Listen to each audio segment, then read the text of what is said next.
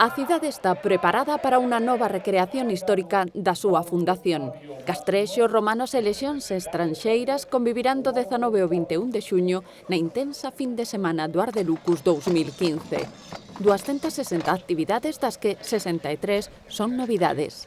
Pero, ademais, algunhas das clásicas pois tamén conteñen novidades, como pode ser a queima da Moenium, que vai sobre os deuses romanos e castrexos, que é a primeira vez, ademais, que se fai todo en galego.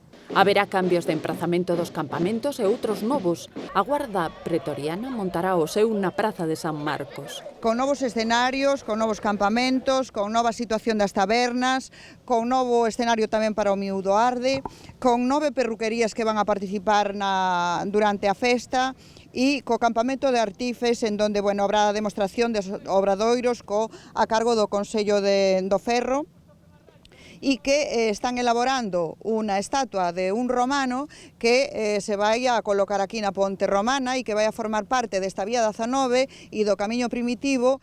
Entre as estreas desta 14ª edición, a Cea Libera dos Gladiadores. Es un momento donde es jurídico y ritual, donde el gladiador se pone libre en confronto del público que puede asesinarlo a través de la muerte.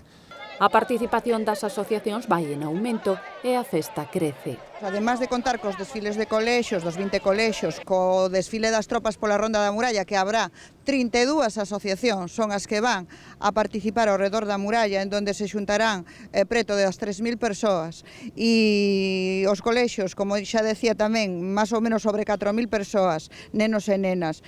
O Ardelucus contará de novo con moeda propia e, ademais, cun colgante e unha pulseira. A moneda reflexa en homenaxe á muller no mundo de Roma e no mundo actual a figura da cabeza da diosa Minerva, que leva un castelo corintio que temos por aquí, é unha réplica dun denario, e despois pola parte de atrás leva un anverso, unha águila de pé e unha espada corta, e por último o jabalí distintivo da corte lucencio.